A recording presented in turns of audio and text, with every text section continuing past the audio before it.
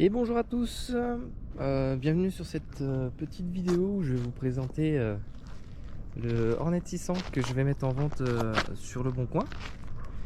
Donc la voici, hein. L'idée là de cette vidéo, c'est de faire un tour complet de la moto pour que vous puissiez voir les avantages mais aussi les défauts de celle-ci.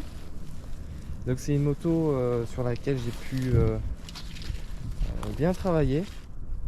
J'ai changé pas mal de pièces, fait une révision complète. Enfin, je me suis bien amusé. C'était vraiment l'idée pour moi avec cette moto, c'était de pouvoir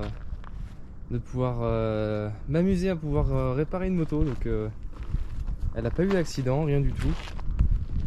J'ai acheté un monsieur qui la vendait un peu en l'état et du coup je l'ai retapé totalement.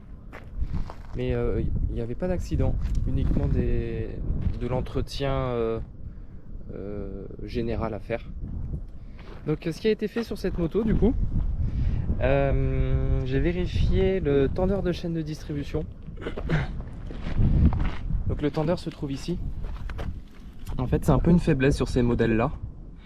Le tendeur au bout d'un certain temps a tendance à plus tendre correctement la chaîne de distribution, ce qui provoque des vibrations au niveau du moteur. Donc je l'ai vérifié. Comment j'ai fait pour le vérifier? En fait j'ai une deuxième moto, une Hornet aussi, de 2008. Et j'ai simplement changé les deux tendeurs pour voir s'il y avait un changement de comportement moteur. Le comportement est exactement le même. Donc celui-ci est bon, il n'y a aucun souci. Sachant que mon tendeur de l'autre moto a 10 000 km, donc je l'avais déjà changé. En prévention, il est tout neuf. Donc aucun problème à ce niveau-là. Un tendeur comme celui-ci, neuf, ça vaut à peu près 130 €, 120 €, donc vous n'avez pas besoin de vous en préoccuper. Également, j'ai refait plus basique, la tension du kitchen. Donc celui-ci est encore bon. Il n'y a pas de problème. Si vous regardez ici là, le point, il est à peu près à un peu plus de mi-usure et on n'est pas encore sur le rouge, donc il n'y a pas de problème. Vous pouvez encore rouler, il n'y a pas de souci. Après, estimation de combien vous pouvez rouler avant de le changer, ça dépendra de votre conduite. Mais je dirais environ 10 000 km sans problème avec ce kitchen là. Il a été graissé, il a été retendu, ça a été vérifié. Donc à ce niveau là, aucun souci également. Ensuite, le disque arrière. J'en profite, j'ai mes notes aussi. Disque arrière complètement neuf. Il a été changé, donc strictement neuf. Qui dit disque arrière neuf dit aussi plaquette arrière neuve. Celles-ci sont complètement neuves, montées tout fraîchement de ce matin. Donc de ce côté-là, c'est ok. Il faudra faire attention parce que j'ai pas encore fait de rodage des plaquettes. Donc au niveau du mordant, c'est pas encore ça. Il faut bien roder tout ça. Je vais essayer de le faire avant de la vente, de roder les disques et plaquettes pour améliorer le mordant. Mais c'est tout à fait normal. Ensuite, sur les choses qui restent à faire. Alors, qui restent à faire, oui et non. Pour moi, ce pneu avant est un peu fatigué. À certains endroits, il semble un petit peu craquelé. Donc, j'ai un rendez-vous pour monter un nouveau pneu le 30 juillet. Je vais monter du Rod 6, un Rod 6 tout neuf. Maintenant, c'est pas encore fait. Donc, si vous voulez quand même prendre cette moto sans avoir changé le pneu, il n'y a aucun souci.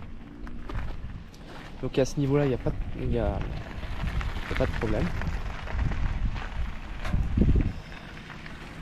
Donc, le pneu sera changé quoi qu'il arrive si la moto reste en ma possession. Jusqu'au 30 juillet, il sera changé. Sinon, il n'est pas au témoin. Donc, mais pour moi, il me paraît quand même assez dégradé pour pouvoir rouler avec. Donc voilà, c'est un point que je voulais vous mentionner. Ensuite, point suivant, qu'est-ce que j'ai noté? Le pneu arrière. Le pneu arrière est ok pour moi. Donc on est sur du Rod 5, hein, avant-arrière. Ici, comme vous voyez, on est loin du témoin d'usure. Il est à peu près usé à, je dirais, environ 20-30%. Donc encore une belle vie devant lui celui-là. Donc le pneu arrière est ok, il n'y a pas de problème. J'ai refait aussi un réglage de la pré-contrainte. Donc ça c'est du classique, c'est pas vraiment de l'entretien, mais les réglages étaient un peu mal faits. Et également les réglages de fourche, puisque sur les modèles depuis 2009, me semble-t-il, sur le Hornet 600, on a des réglages de fourche. Donc j'ai réglé ça en neutre. Hein. J'ai réglé ça en neutre.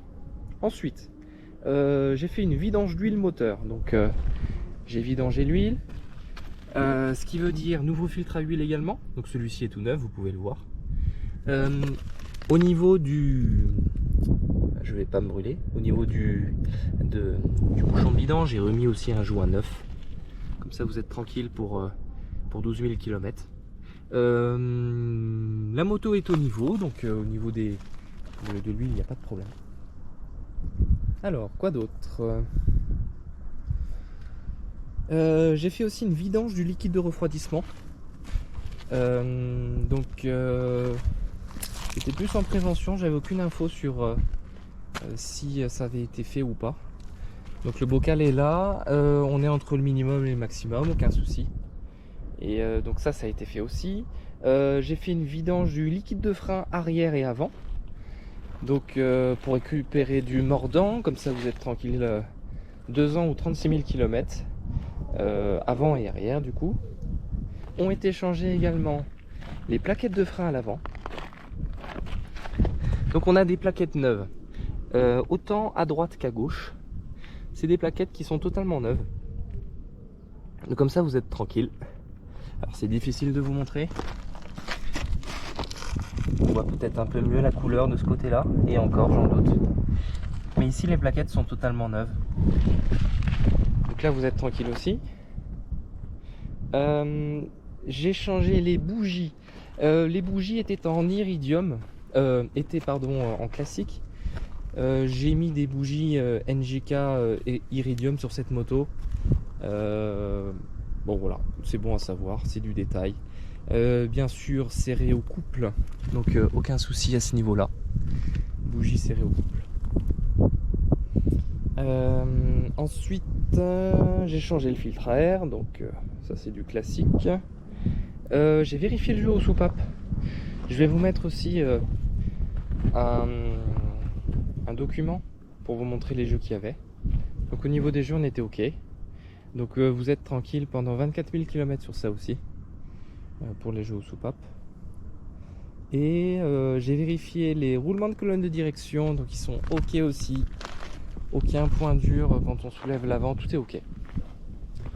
Et voilà, c'est tout ce que j'avais à vous dire sur. Et voilà, c'est tout ce que j'avais à vous dire sur cette moto là. Peut-être pour terminer, les points négatifs également. Ici, on a une petite partie qui est un peu fritée. Alors fritée, vous voyez, c'est pas méchant. Ça se voit pas de loin, mais il faut savoir quand même. Également ici, sur le côté gauche, ça a été légèrement râpé. Voilà, c'est un point également qu'il faut savoir. Qu'est-ce que je peux vous dire d'autre? On est aussi sur un pot Exil en double flûte. Ça fait un bruit raisonnable. On a toujours le catalyseur, donc ça c'est positif. Ça passe le contrôle technique sans problème avec le catalyseur qui se trouve vraiment juste là. Et sur le garde-boue avant, on a une petite fissure, donc c'est pour ça qu'il y a le logo. Ça se voit pas particulièrement. Je trouve pas que ce soit gênant, mais c'est bien de le mentionner aussi. On a aussi une petite fissure au niveau du garde-boue ici, qui est pour moi plutôt invisible, mais bon, voilà, il est là, donc je vous le mentionne. Sinon à part ça, voilà, la moto est vraiment en bon état. Mécaniquement ça marche vraiment très bien, c'est vraiment agréable de conduire cette moto. Et je pense que je n'ai rien oublié sur cette machine. En tout cas, je vous remercie d'avoir regardé cette vidéo jusqu'au bout. Si vous avez des questions, n'hésitez pas. Vous trouverez mon numéro sur l'annonce du Bon Coin. Appelez-moi, je pourrais vous répondre, il n'y a aucun souci.